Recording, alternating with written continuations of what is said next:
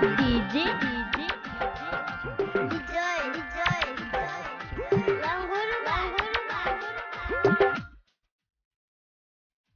करे छी पसंद हम करी इजहार ये करे छी पसंद हम करी इजहार ये करे छी पसंद हम करी इजहार। जब से मिलल या नैन उड़ गेल किया चैन ई बताबू ने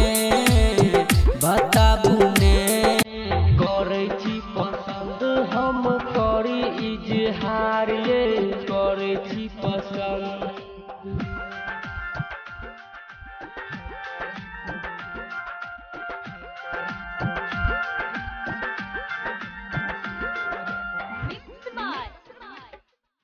डीजे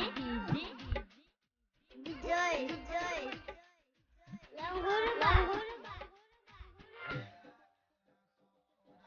पहिल नजर में हम नहीं जनल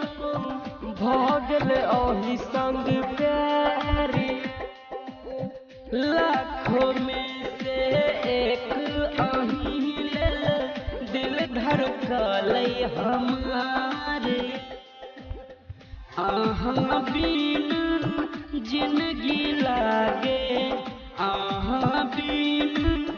जिंदगी लागे हमरा जेना अन्हार ये